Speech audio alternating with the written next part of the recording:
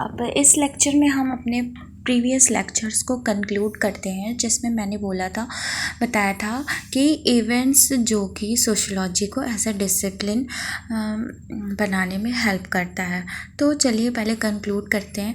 इसमें पहले क्या हुआ, पहले डार्क एजेस आया, dark age 15 to 14th century, इसको मिडेवल एज भी कहते हैं, जहाँ पे पोल लोगों की चलती थी। फिर लोगों का पुनर्जन्म हुआ, रिनेसेंस, ये कल्चरल मोमेंट था।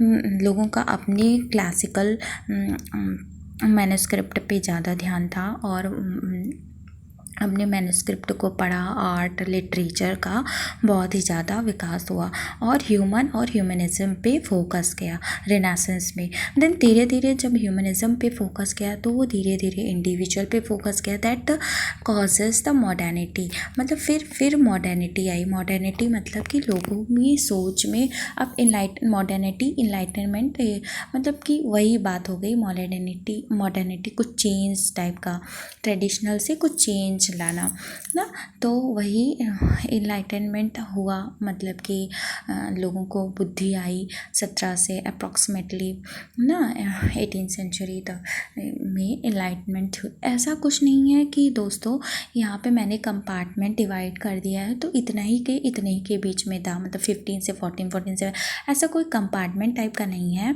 दैट इज़ कॉन्टिन्यूम प्रोसेस, कि कुछ ये जो प्रोसेस है ऐसे कॉन्टिन्यूम में ही चलती गई। अब देखिए, एक क्वेश्चन पूछा जाता है कि मॉडर्निटी मतलब कि मॉडर्निटी ने सोशलॉजी को जन्म दिया। तो ये क्वेश्चन हुआ।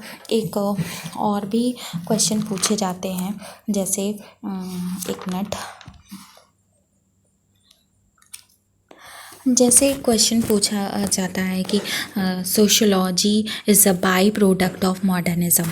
अब मॉडर्निज़्म से सोशोलॉजी कैसे निकली है, इस क्वेश्चन का भी आंसर अब आप लोग दे सकते हैं, क्योंकि मॉडर्निज़्म से कुछ चेंजेस आए।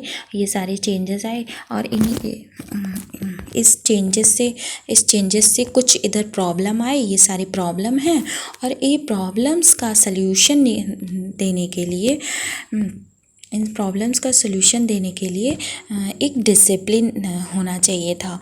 क्योंकि वो सारे जो क्वेश्चन हो रहे थे, प्रॉब्लम्स हो रहे थे, उसने क्वेश्चन पोज किया कि कुछ ऐसी डिसिप्लिन हो जिससे हम इन प्रॉब्लम्स को सॉल्व कर सकें, तो जिसके कारण सोशोलॉजी का जन्म हुआ।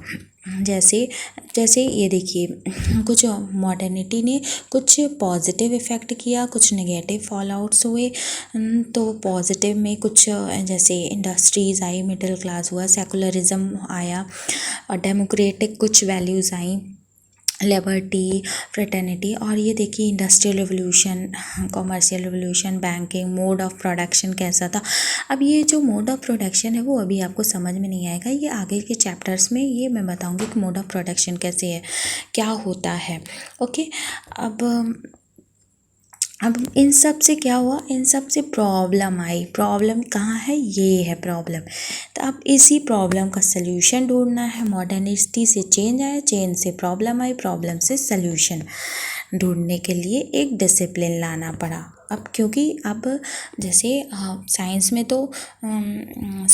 तो काफ़ी डिसिप्लिन मतलब कि साइंटिफिक डिसिप्लिन है, और जैसे फिज़िक्स की डिसिप्लिन, जैसे फिज़िक्स का, और जैसे बायोलॉजी में बायोलॉजी का। तो इसी तरह से सोशलॉजी में किसका subject matter, as a society. पहले भी मैंने बता चुका है कि जो जेटलिन थे, इन्होंने बताया कि जो काउंटर एनलाइटमेंट से टॉपिक मिला सोशलॉजी को सोसाइटी, और उसके 10 कारण बताए थे, वो हम पढ़ चुके हैं पिछले लेक्चर्स में। You may go through this lecture and clear your topics. अब एक थिंकर थे जॉन हैरिस ने बताया, जॉन हैरिस का स्टेटमेंट है, इन्होंने एक बुक भी लिखा था, उसमें इन्होंने बताया कि आप ये देखिए, ये स्टेटमेंट इनका कोट कर सकते हैं। अगर आपसे पूछे कि how modernity in the formation of sociology या फिर modernity is sociology is the byproduct of modernism. किसी भी तरह से क्वेश्चन पूछ सकता है। जैसे modernity post difficult questions to which sociology provided answers, इसको हमें एलैबोरेट करना था, तो आंसर्स को अपने हिसाब से दी गई कंडीशंस के हिसाब से मोल्ड करना होता है। तो जॉन हैरिस ने बोला कि sociology emerge as a discipline which arose in direct response to a social problem. अब कुछ सोशल प्रॉब्लम्स आई, अब सोशल प्रॉब्लम आई तो इसका रिस्पॉन्स तो देना पड़ेगा ना इसको, तो इसके रिस्पॉन्स देने, इसके सल्यूशंस देने के लिए मतलब मॉडर्निटी आई, इन्होंने जॉन हैरिस ने कहा। तो अब चलिए देखते हैं तो वेस्टर्न सोशलॉजी कैसे इमर्ज हुआ। मॉडर्निटी के फॉल आउट्स को दूर करने के लिए, मतलब कि मॉडर्निटी से जो भी प्रॉब्लम आई उसका सल्यूशन निकालने की होड़ में सोशलॉजी का जन्म हुआ। देखिए दोस्तों, जो सोशलॉजी का जन्म है ये इंडिया में कुछ दूसरी तरीके से हुआ। जब हमारे यहाँ ब्रिटिशर्स आए तब उन ब्रिटिशर्स ने हमारे समाज को स्टडी करने के लिए सोशोलॉजिकल डिपार्टमेंट्स एंथ्रोपोलॉजिकल डिपार्टमेंट की स्थापना की थी। तो उस टाइम एंथ्रोपोलॉजी और सोशोलॉजी में बहुत ज़्यादा डिफरेंस नहीं हुआ करता था। वो तो बाद में घोड़े साहब ने धीरे धीरे डिसिप्लिन इस्टाब्लिश्ड किया, तो जिस वजह से हमारे यहाँ भी सोशोलॉजी एज एकेडमिकली पढ़ा जाने लगा।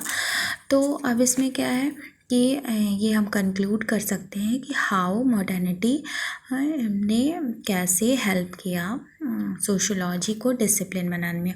ओके, अगर आपको ये लेक्चर पसंद आया हो तो प्लीज़ लाइक कर देना। Okay, thank you, bye bye.